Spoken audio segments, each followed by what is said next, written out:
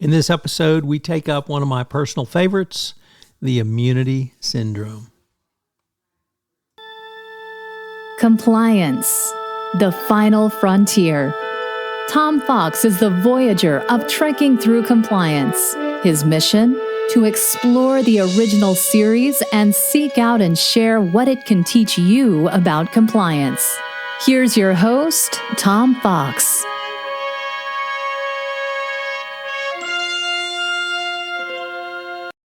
Episode 47, the immunity syndrome. In this episode of Trekking Through Compliance, we consider the episode The Immunity Syndrome, which aired on January 19, 1968 and occurred on stardate 4307.1. Story synopsis. On its way to a much-needed rest stop at Starbase 6, the Enterprise is diverted to investigate the mysterious cessation of communications with the Gamma 7A star system.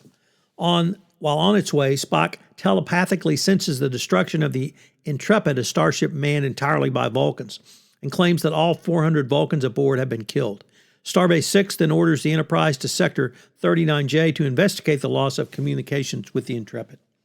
The Enterprise encounters a strange field which drains all energy, whether mechanical or biologically generated. Spock reports that he has never encountered a phenomenon like this, and it shows up on the viewing screen as a dark hole in space. The Enterprise launches a probe into it, but it returns only a high-pitched whine, which causes the Enterprise crew to faint, or at least half the crew. When the Enterprise prepares to fire again, the high-pitched whine returns and the Enterprise experiences a 5% power drain. The stars vanish from the viewing screen, and Spock reports they have entered a zone of darkness. The boundary layer proceeds to drain the ship and its crew of energy. Spock finds the zone of darkness is a negative energy field. Scott prepares to use full power to yank the Enterprise out of the zone, but the best he can do is slow the pull towards the center of the zone. As they approach, they see a giant one-celled organism which is 11,000 miles long and 2,000 to 3,000 miles wide. They send a probe into it, which penetrates it and discovers it to be a living entity and filled with protoplasm. Kirk decides to send a shuttlecraft and must decide between sending Spock or McCoy. Spock is selected and sets out in the shuttlecraft Galileo 2 and heads for the nucleus. He reduces life support systems to their bare minimum, causing Chekhov and Kirk to become concerned. Spock establishes that the organism has stored enough energy to reproduce and that 40 chromosomes in the nucleus are ready to come together. Kirk shuts off the Enterprise's engine and switches all power to the shields, causing the Enterprise to be sucked into the organism. Kirk then fills a probe with antimatter and prepares to launch it into the nucleus, and Chekhov sends it in. Meanwhile, aboard the shuttlecraft, Spock makes a log tape in preparation for his own death. As the Enterprise backs out of the organism, it blows up. The Enterprise detects Spock's shuttlecraft and locks a tractor beam on it. The Enterprise runs out of energy near the edge of the organism, and the crew waits for the detonation and their own potential death. The explosion rocks the ship, but it survives, and the stars appear on the viewing screen again. However, the shuttlecraft has survived as well, and Spock reports that he has some fascinating data on the organism. However, McCoy is furious that Spock has botched the acetylcholine test. So, what's the fun fact for today's episode? Well, Spock explains in this episode that Vulcan was never conquered. However, in the episode The Conscience of the King, McCoy said, "Now I know why they were conquered," in response to Spock's refusal to drink alcohol. This might be explained by Vulcan never having been conquered, but one or more of their colonies having been annexed at one point or another by another power. As I indicated at the start of this podcast, this is really one of my favorites. It's a storyline that occurs literally throughout science fiction, all the way pre-Star Trek, into Star Trek, into TNG, the various iterations of Star Trek, but perhaps most famously in The Matrix, where humans are living inside of a computer program and they are happy to do so. Here, we may be living inside of a very, very large one-cell organism, but unlike The Matrix, here the humans would be the antibodies inside of the great amoeba or organism, and they may die. So I find that whole subject matter just to be a fascinating discussion and something that probably will be debated as to as long as humans exist. What's our place in the cosmos? What's our place in the universe? Obviously, this is not a new topic, as the ancient Greeks, Persians, Sumerians, Egyptians, and you name the ancient culture all attempted to tell stories around what humans' place in the cosmos was. So a great storyline, great science fiction in this piece, as well as I've said several times, some interesting acting as well.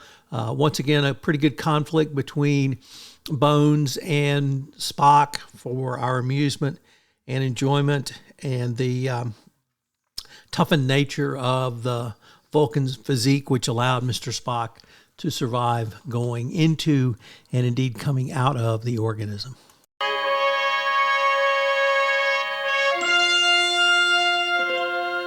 Today I want to take up the investigative lessons that may be drawn from the immunity syndrome and how a compliance professional could put those into your overall compliance program. Number one, comprehensive data collection and analysis. You need to emulate the Enterprise's crew's methodical approach to data gathering, including leveraging various sources of information, sensor data, and communication logs. Develop robust data management systems and analytical abilities to handle complex and cross-functional compliance data. Employ advanced data analytics and modeling and simulation techniques to test hypotheses and scenarios. Number two, interdisciplinary collaboration. You should assemble a cross-functional investigative team with diverse expertise, such as legal and compliance, risk management, and subject matter experts. You should foster a collaborative environment that encourages the exchange of ideas and the integration of different perspectives. You should facilitate knowledge sharing and cross-training to enhance the team's collective understanding of the compliance issue at heart. Three, adaptability and flexibility. You should cultivate a culture of adaptability and resilience within the compliance program. Encourage team members to continuously reevaluate their assumptions and be open to revising investigative strategies based on new information. You should establish agile processes that allow for real-time adjustments and incorporate lessons learned on a go-forward basis. Four, objective analysis and decision-making. Develop clear evidence-based decision-making protocols and procedures to guide your investigative process. This is absolutely critical as the Department of Justice has put more pressure on internal investigations. Should provide training and guidance to help investigators recognize and mitigate the influence of biases, personal agenda, or external pressures. Should implement robust review and approval mechanisms to ensure objectivity and integrity of investigative findings and recommendations. You should, number five, ethical considerations. You should integrate ethical principles and an organization's values into your compliance program and investigative approach. Anticipate and address the potential ethical dilemmas that may arise during the investigations, such as privacy concerns or impact on stakeholders throughout your organization. Should establish ethical guidelines and decision-making protocols to navigate complex situations and ensure compliance with relevant laws and regulations. Six, continuous improvement. Regularly review and assess the effectiveness of your compliance programs, investigative processes, protocols, and procedures. Run tests to simulate what would happen in a true emergency. You should capture and disseminate the lessons learned from past investigations to inform future efforts. You should continually explore and implement new tools, techniques, and best practices to enhance your compliance program's investigative abilities. By adopting these strategies and compliance programs, you can strengthen your investigative processes, enhance the quality and reliability of your investigative findings, and ultimately contribute to a more effective and ethical compliance risk management framework, which at the end of the day is certainly what you want to do. Join us tomorrow where we take up a private little war. If you enjoyed this episode of Trekking Through Compliance, you can help it grow by sharing it with the biggest Trek fan you know.